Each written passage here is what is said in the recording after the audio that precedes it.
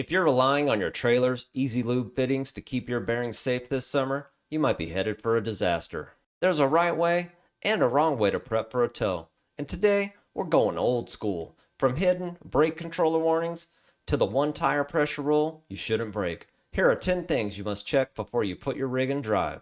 I'm doing this exact service on my 2500 because we've officially hit that 30,000 mile mark, and I'm not taking chances with a $40,000 load. Part 1. The truck. Step 1. Tire pressure. The door sticker rule. Don't overthink your tire pressure, or guess, based on the sidewall max for the truck. Open the driver's door, find the manufacturer's sticker, and pump to those exact specs. That's how your truck was engineered to handle the load.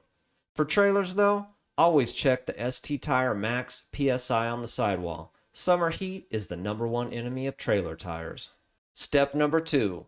Cooling system visual. Summer towing is the ultimate stress test. Pop the hood and look for crusty residue around your hose clamps. Make sure your reservoir is at the cold full mark. If cold, I change my coolant every 3 years or 30,000 miles. Don't fall for that lifetime coolant nonsense. Step 3. The 30,000 mile, 3-year service rule.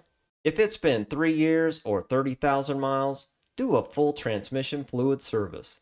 There are manufacturer's intervals, and then there are intervals that actually keep a transmission alive under a load. And since we're running 4-wheel drive rigs, don't forget your transfer case and both differentials. Fresh gear oil is cheap insurance against a breakdown. Step 4. Electrical connection prep. Clean your 7-pin terminals on the truck and adjust the trailer side plug for a tight fit. Then, apply dielectric grease. It keeps moisture out and ensures your lights and brakes don't flicker when you hit a bump. Step number 5.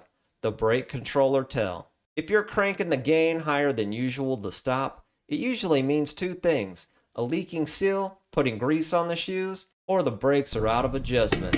Either way, those hubs have to come off for inspection. Don't skip this step. Part 2. The trailer. Step number 6. The hub and bearing old school rule. Forget you even have EZ-Lube fittings. Pull the hubs, replace the seals, and manually pack those bearings with Lucas Red and Tacky. And don't over-tighten that hub bolt on reassembly. If you want a dedicated wheel bearing pack video, let me know in the comments.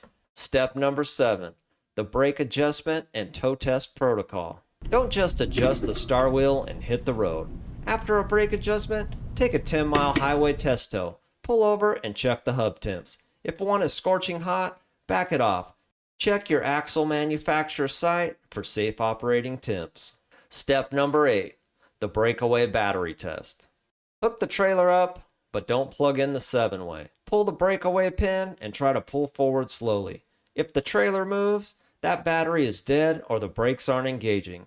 This is the #1 safety item people overlook. Step number 9. The suspension check. Get under there and check the torque on your shackle bolts, leaf springs, and U-bolts. Look for any damage on the suspension components. A snapped or backed out bolt on the highway is a trip ender. Step number 10. Lug nut torque. Trailers are notorious for lugs backing off. Torque them to spec. Check the sticker on your trailer or the axle manufacturer's website. Recheck after the first 50 miles. I check mine every time I leave a campsite. And your bonus tip: to avoid blowouts, inspect for cracking or tread separation on the tires. Trailer manufacturers don't always use the best tires. Plan on replacing them early. Keep those hubs cool by packing your bearings right, and adjusting your brakes correctly is the only way to go. Catching a $10 seal failure now is how to stay ahead of the curve, because preparation is 85% of the battle. Now let's get hitched up and head out.